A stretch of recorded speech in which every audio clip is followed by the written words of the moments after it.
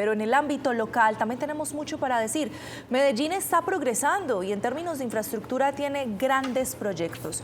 Por eso hoy invitamos a la primera mesa de opinión de Antioquia al secretario de Infraestructura de Medellín para conversar un poquito sobre esos grandes proyectos de gran impacto que se vienen para la ciudad. Secretario, buenas tardes, ¿cómo ha estado? Andrea, ¿cómo estás? Todo muy bien. ¿Ustedes qué tal? José, bueno. Andrea, ¿cómo les ha ido? Muy bien. Yo quiero empezar, María, si le parece. Sí, claro, adelante.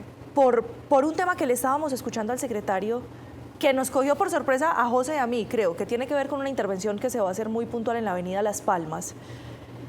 Que, secretario, usted nos decía, no, pero es que es una obra pequeña. Secretario, el impacto que eso puede tener en toda la zona, ni siquiera solo para la avenida Las Palmas, sino para todos los vecinos y residentes del sector, es de proporciones mayores. Ustedes van a hacer, le entendí, un paso nivel, fue lo que le entendí. ¿Qué van a hacer en Las Palmas? Es un paso a desnivel realmente para descongestionar la avenida Las Palmas, tanto en el ascenso como en el descenso.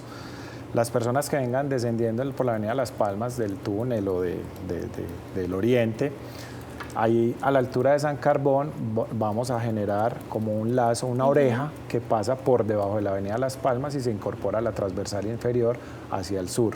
De esta manera descongestionaremos el retorno que hay a la altura de Palms Avenue, que es un punto... Es un cuello de botella gigante. Es un cuello de botella importante, porque entonces ya las personas que van hacia el sur van a poder tomar este lazo. Y en el ascenso de Palmas, después de pasar lo que conocemos como el restaurante Asia, se está haciendo una gestión predial también para mejorar el lazo de incorporación a la transversal inferior, y de esta manera todo ese conjunto de obras ahí van a permitir una mejor fluidez. A eso se le han hecho, me imagino que le tienen cálculos, ¿cuántos vehículos en un puente utilizan ese retorno en Palms Avenue y se van a ahorrar ese...? Claro que sí, eso ha tenido ya todos sus estudios de movilidad y demás. Hoy no te tengo la cifra de cuántos vehículos pasan un fin de semana, pero todos los que hemos ido al oriente fin de semana sabemos lo complicado que es regresar a la ciudad en horas de la tarde. Pero esto va a ser una obra de un impacto súper potente para la ciudad. Y obras como esta que usted las cataloga como no muy grandes, pero de gran impacto, ¿cuántas se van a realizar? Tenemos varias obras proyectadas en esta administración del alcalde Federico Gutiérrez. Con relación al metro de la 80, tenemos como propósito 3 intercambios más similares a los que se hicieron en Colombia y en San Juan. Uno sería en el sector de Rinconcito Ecuatoriano, ya iniciamos la gestión predial, se ha venido haciendo... Qué pena interrumpirlo ahí. Tranquilo. Nos han hablado mucho de Rinconcito Ecuatoriano. ¿Dónde es Rinconcito Ecuatoriano? ¿Qué es Rinconcito Ecuatoriano? Rinconcito Ecuatoriano es un famoso restaurante que hay cuando vamos hacia el Hospital Pablo Tobón Uribe. Sí. Pasamos hoy en día por el Centro Comercial Florida, creo que es que se llama, y cuando llegamos a los siguientes semáforos, todo ese cruce ahí es lo que conocemos como Rinconcito Ecuatoriano. Okay. Ahí se va a hacer un intercambio similar. Ahí va un intercambio vial porque el metro ligero del 80 va a nivel a coger hacia el sector de San Germán, y entonces la idea es generar un paso elevado para no congestionar esa vía ahí. Eso es lo que conocemos como el intercambio de Rinconcito Ecuatoriano.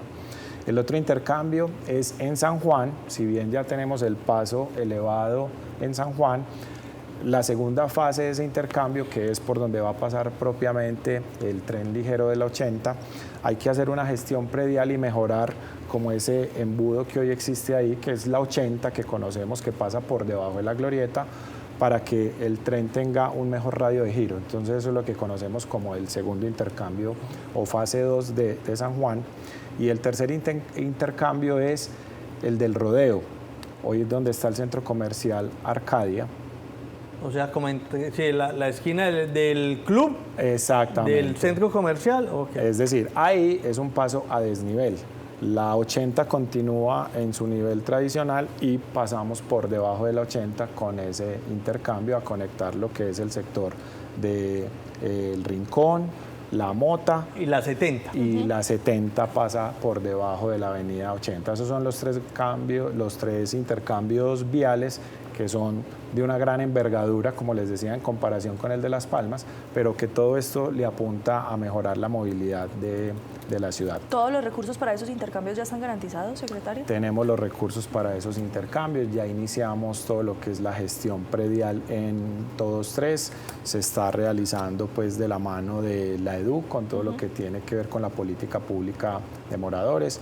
Eso en lo que tiene que ver con Metro del 80. Hace poco también el alcalde anunció un proyecto grande que se viene en el sector de la vía hacia San Antonio de Prado, con límites con Itagüí, lo que conocemos como el Puente La Limona, porque sabemos que acceder a San Antonio de Prado por la vía tradicional es muy complejo. La comunidad venía reclamando esa obra hacía bastante tiempo.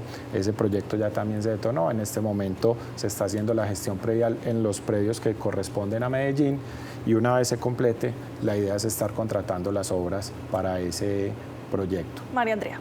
Secretario, está lloviendo mucho, está venteando demasiado, ahorita además que comenzará a tronar nuevamente. Y con toda esta situación, pues se han caído muchísimos árboles y ahí a usted ya hay que ir a tocarle la puerta. ¿Cuál es la responsabilidad de la Secretaría de Infraestructura justamente frente a esta caída de árboles? ¿Y cuál es ese plan de choque? Claro que sí, nosotros tenemos la función operativa de ciudad de mantener todo el tema de arbolado urbano en condiciones óptimas. ¿A esto con qué me refiero?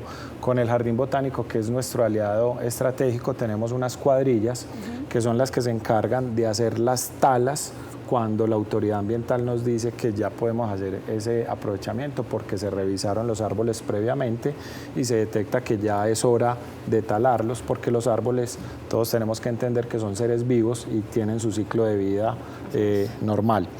Y hay otros árboles que por condiciones climáticas o otros factores como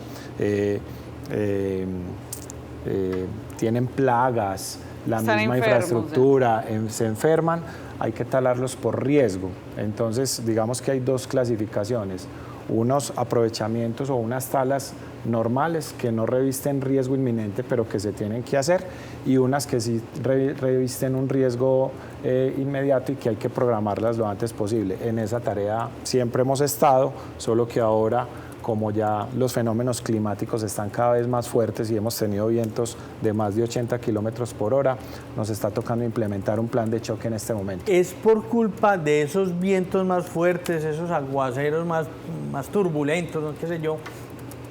¿O fue que de pronto en el pasado, no necesariamente en la administración de ustedes, se colgaron como en ese mantenimiento y en ese de mirar cuál era el estado de los árboles? Porque si la memoria a mí no me traiciona, no era normal que en Medellín se cayeran tantos árboles como caen ahora. Y tan seguido. Y tan seguido. Y tan seguido. Son una mezcla de factores. Se nos está sumando un tema climático que no era normal que tuviéramos unas precipitaciones tan altas anteriormente en la ciudad. Ahora estamos teniendo esas precipitaciones que son muy súbitas, o sea, mucha cantidad de agua en muy corto tiempo y con unos vientos huracanados muy fuertes. Pero entonces es el tema también del envejecimiento de los árboles. Hoy en día ya tenemos árboles cada vez más viejos. Y el inventario que teníamos o que venimos haciendo siempre, porque es una actividad que nunca ha parado, nos ha ido arrojando que árboles que aparentemente estaban sanos, cuando ya se nos han caído, podemos detectar o que las raíces tenían una afectación o que internamente en el tronco había algún tipo de enfermedad. Entonces, ¿qué estamos haciendo? Con el área metropolitana, que tiene unos equipos tecnológicos que se llaman un tomógrafo, como para medir las condiciones del tallo. Me imagino que es lo que estamos viendo en pantalla. Exactamente. Y un triradar, que es para mirar las condiciones de las raíces. Estamos volviendo a revisar todo nuestro arbolado. ¿Qué nos hemos encontrado? Que cada vez que nosotros vamos creciendo en infraestructura, estamos estrechando cada vez más la posibilidad de que las raíces de los árboles se extiendan como debe ser. Entonces ahí lo que estamos haciendo con un equipo de profesionales es volviendo a diagnosticar nuestros árboles para mirar cuáles revisten ese peligro o no y poder intervenirlos. Aquí muy importante hacer un llamado a la comunidad, porque tenemos predios privados que también tienen árboles y es obligación de todos hacer la respectiva revisión. Por ejemplo, el árbol que se cayó en la avenida Las Palmas, el viernes va a ser 15 días que nos colapsó la ciudad, estaba en un predio privado, pero al caerse nos afectó toda la movilidad. Claro. Y un árbol en un predio privado, ¿el privado lo puede cortar? No. ¿Tiene que pedirle el permiso al área metropolitana? Correcto, eso es muy importante. No porque yo tenga un árbol en mi propiedad y que considere que está enfermo o algo, lo puedo talar de buenas a primeras. Se le notifica al área metropolitana, que es la autoridad ambiental, el área va y lo inspecciona y le dice a esa persona o a esa urbanización, este árbol tiene que ser talado, tiene que ser intervenido, y la unidad o el privado tiene la obligación de contratar los servicios especiales para que le hagan esa tala. Secretario, yo le quiero hacer las preguntas incómodas. Sí. Se denunció en un momento que uno de los primeros árboles que había caído ya tenía orden de ser talado. Es correcto. ¿Qué pasó? ¿Por qué no se había talado? El proceso de tala tiene unas fases. Me explico. En este caso, la autoridad ambiental hizo la visita el 27 de diciembre de 2024, nos notificó y nosotros como Secretaría de Infraestructura tomamos nota de esa ficha de riesgo y, como les dije, nuestro operador es el Jardín Botánico. Sí, señor. Le entregamos el 10 de enero aproximadamente la orden al Jardín Botánico para que iniciara el proceso de tala, pero como estas fichas no vienen como con un orden de priorización, primero este, segundo este, nosotros traíamos ya, digamos que un listado de árboles a talar, y en el proceso de tala hay que hacer dos actividades adicionales. Si hay nidos en los árboles o hay fauna, con el acompañamiento de unos biólogos tenemos que hacer una labor de ahuyentamiento, esto pues cumpliendo con el requisito, y lo otro es socializar con la comunidad, porque hemos tenido también eventos en los que vamos a talar los árboles, aún teniendo el permiso de la autoridad, teniendo la ficha de riesgo, y la misma comunidad es la que dice no talen el árbol, se nos ubican allí, claro, no nos dejan, entonces como para no entrar atropellando se hacen como esa socialización. Estábamos en la fase de hacer esas tareas de ahuyentamiento y la socialización con la comunidad, y lastimosamente, desafortunadamente, se nos cae este árbol, que inclusive se cae en unas condiciones que son atípicas también, porque fue 11 de la mañana, estaba haciendo sol, no estábamos en presencia de lluvia y de vientos, y lo que pudimos observar después de que el árbol ya se cayó y lo trozamos y lo recogimos es que también tenía vandalismo. Ahí también un llamado muy importante a la comunidad, nos están vandalizando los árboles, a veces, ¿Qué les hacen? A veces sin querer, a veces con intención. Cuando estamos, por ejemplo, en la zona de talleres y derraman en las raíces o en la zona verde de los árboles aceites y demás elementos químicos, estamos haciendo que las raíces se pudran más rápido, y el árbol, aunque se ve aparentemente sano, le estamos, digamos que, afectando su raíz. Cuando tenemos negocios alrededor y ponemos instalaciones de luces y todo como para que el ambiente se vea bonito, esa luminaria, la energía eléctrica, clavar elementos en los árboles, afiches y demás, hacen que en esas heridas que le hacemos al tronco pueda ingresar una plaga y afectar al árbol. Entonces, la afectación no es inmediata, es progresiva y no es perceptible al ojo humano. Entonces, eso es lo que llamamos vandalismo, en ocasiones como con dolo, otras por desconocimiento, pero la invitación aquí a toda la comunidad es que protejamos todo nuestro sistema de arbolado urbano. Secretario Jaime, ¿cuál es ese inventario entonces de árboles que ahorita tienen como tarea poder talar a término de este mes de marzo? Claro, primero dar unas claridades. Nosotros nunca hemos parado de talar los árboles y de atender las fichas de riesgo que siempre hemos tenido. El tema de tala siempre ha sido una actividad constante. Sí.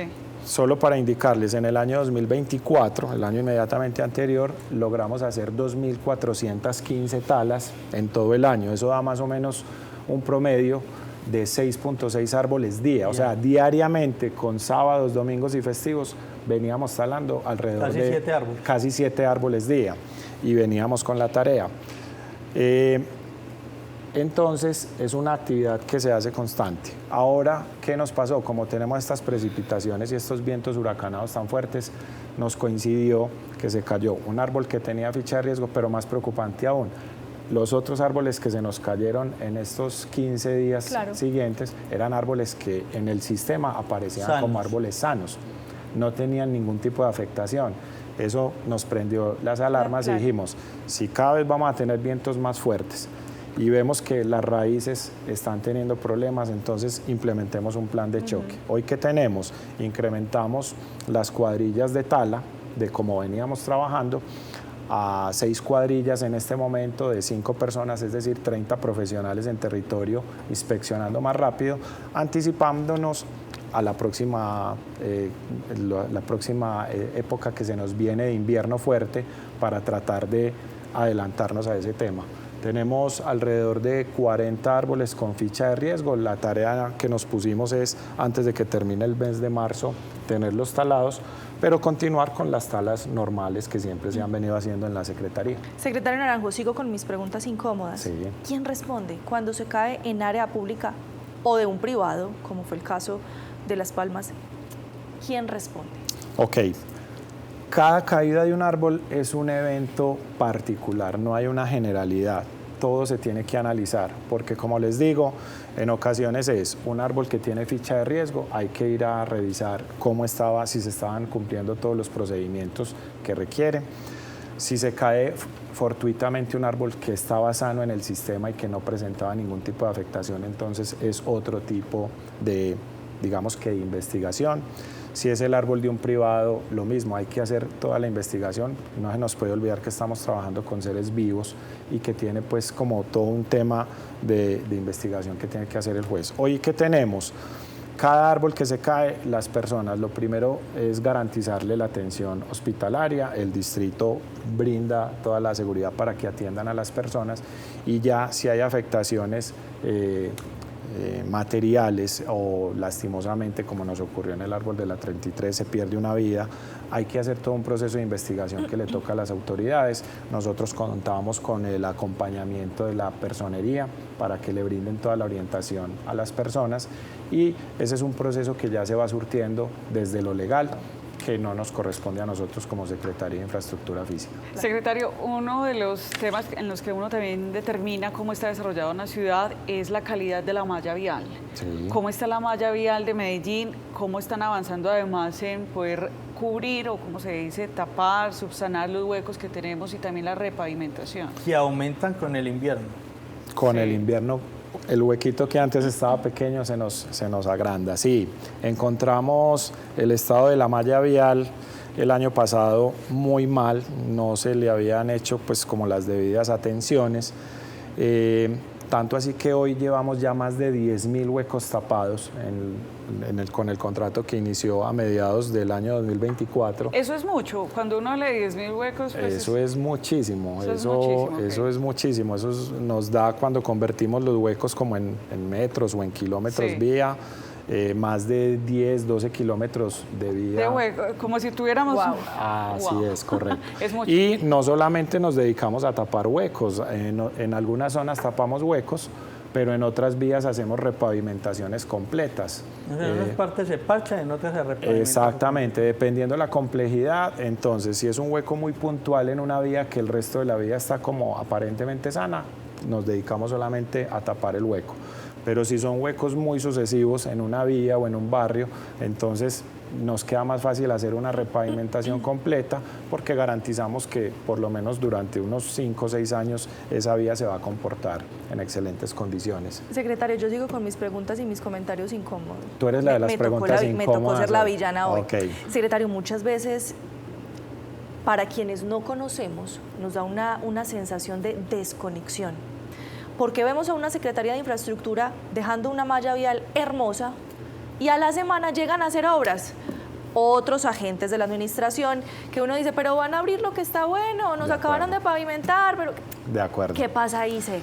Sí, digamos que no se ha manejado en el pasado una coordinación con empresas públicas, que es la empresa pues que nos presta los servicios de acueducto y alcantarillado en las vías y que es lo que más vemos, porque el gas, digamos que también rompe las vías, pero menos invasivo. Sí, nosotros desde que llegamos el año pasado estamos en unas mesas permanentes con EPM y hemos llegado a esa coordinación.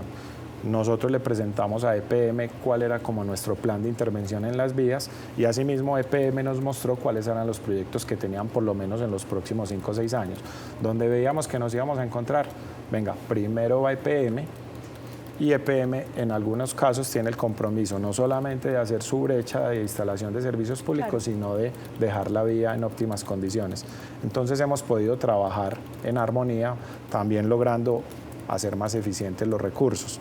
¿Qué ocurre? Que también hay que tener en cuenta esto. A veces ocurren daños que no están previstos y en las redes de servicios públicos es muy frecuente que suceda los daños, y eso sí no es fácil, pues no es posible programarlos. Entonces, desafortunadamente nos ocurren daños y se tiene que intervenir la vía. Y en otras ocasiones es que como vamos creciendo con nueva infraestructura, con nuevos edificios, entonces los nuevos usuarios se tienen que conectar y eso es muy difícil de programar. En ocasiones los constructores tienen la obligación de que si la vía estaba en óptimas condiciones, la deben dejar igual o mejor de como la encontraron, pero a veces somos nosotros como particulares, una casa, un apartamento, que se le daña el medidor, se le daña la cometida, tiene que hacer el arreglo, entonces acude o a EPM o a particulares para que le haga su arreglo y nos van afectando. Y queda el bache ahí. Así es. Secretario Jaime, son varios planes o proyectos que enmarcan el desarrollo de infraestructura de Medellín: Parques del Río Norte, Parque Carabobo, si hablamos de bibliotecas, puentes, metro de la 80. ¿Qué es lo que se espera dejar en infraestructura para el distrito en estos 4 años? Claro que sí, tenemos un reto importante en materia de infraestructura, proyectos estratégicos de ciudad. Pues obviamente el metro de la 80, que es el proyecto bandera y que teníamos como obligación continuar, tiene los problemas que conocemos actualmente pues con la financiación del gobierno. Eso nos supone un reto importante porque no vamos a contar con los recursos oportunamente para poder continuar con el desarrollo de las obras. Estamos mirando eso qué retos nos va a traer. Asociado al metro de la 80, entonces tenemos tenemos los 3 intercambios viales que les comenté: Rinconcito Ecuatoriano, la segunda fase de San Juan y el de la 70 con la 80.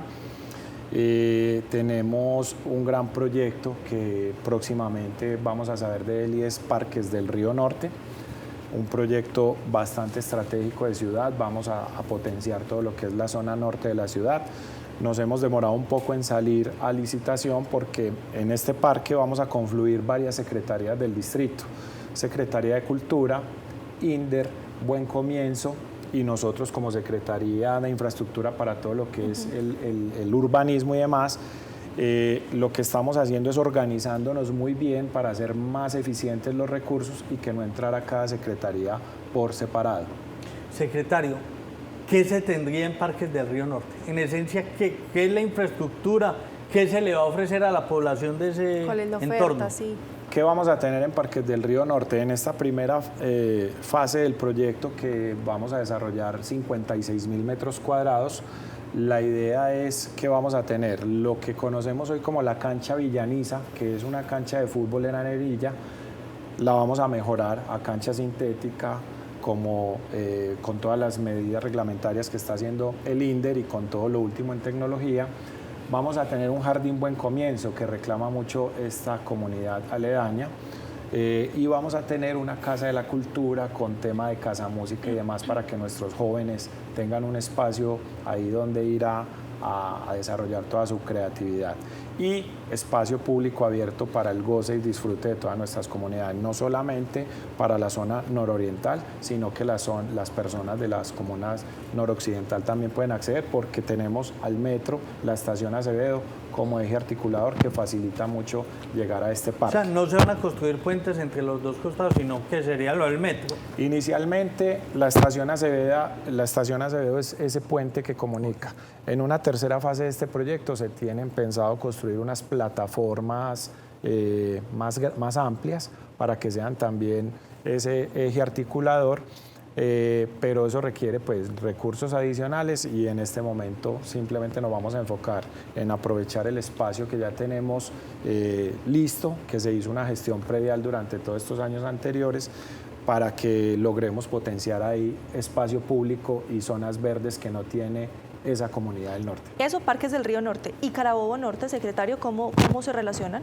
Carabobo Norte es la continuación, valga la redundancia, de lo que es la avenida Carabobo, lo que conocemos cerca del Parque Explora, Jardín Botánico y demás, hacia el norte, para que sirva como otro eje adicional a lo que es la avenida regional o la autopista norte, que es la única vía de salida hacia el norte. Entonces vamos a seguir con la ampliación de Carabobo paulatinamente. También se ha venido haciendo la gestión predial y ya se ha avanzado en esta construcción, para que al final Parques del Río Norte va a tener un complemento de vías, ampliación de vías de buenas características, para que no se vuelva otro embudo o otro cuello de botella. Otras obras muy importantes de ciudad, los corredores verdes, que han sido característicos para nosotros en la ciudad, que estuvieron muy descuidados durante los 4 años anteriores. Hemos hecho unas inversiones bastante importantes en estos corredores verdes para recuperarlos, mantenerlos, sostenerlos e ir creciendo poco a poco en nuevos corredores. Eso hace parte de infraestructura también. Los corredores verdes están a cargo de la Secretaría de Infraestructura en todo el componente que tiene que ver con los ejes viales y las quebradas que están aquí cercanas pues como a la ciudad. Cuando ya las quebradas empiezan a meter como hacia la montaña, hacia los barrios, es la Secretaría de Medio Ambiente que continúa con esos corredores hacia la montaña para generar... Es un trabajo muy articulado. Totalmente articulado. O sea, si algo tenemos en esta administración del alcalde Federico es que todas las secretarías estamos trabajando con objetivos comunes, tratando de hacer mucha eficiencia en los recursos, mucha transparencia, todo se saca por licitación pública. Entonces, de esta manera logramos que los recursos que nosotros pagamos con nuestros impuestos los veamos reflejados en todas las obras que estamos haciendo de ciudad. Secretario de Infraestructura, última pregunta. Y rápidamente. Es claro que en las obras del metro ligero de la 80 se requieren recursos de la Nación. Para algo más de la Secretaría de Infraestructura de Medellín, ¿se requieren recursos de la Nación o todo se maneja con presupuesto propio del municipio, de transferencias de EPM, impuestos y demás? Solo para el metro de la 80 es que se requieren recursos de la Nación. Para el resto de temas de proyectos de infraestructura del distrito, son los recursos del distrito o empréstitos que hace la Secretaría de Hacienda, recursos también que el área metropolitana aporta, que el área metropolitana es muy importante acá porque al ser ese eje articulador entre los distintos municipios que estamos cercanos, hay proyectos que nos cobijan o nos incluyen a varios, entonces el área metropolitana también hace aportes y obviamente nuestros impuestos. De pronto para MetroPlus también hay una parte de financiación de la Nación por un tema pues de transporte público, pero de resto los proyectos del distrito son financiados con recursos del distrito. Secretario de Infraestructura de Medellín, Jaime Naranjo, muchísimas gracias por aceptar nuestra invitación. Con todo el gusto. Y por dejarse preguntar incómodo, también hay que responder esas raras. Estamos preparados para las preguntas incómodas, también hay que responderlas. Hay que responderlas. Alguien las tiene que responder. Muchísimas gracias, Claro secretario. sí. A todos Muchísimas ustedes. gracias.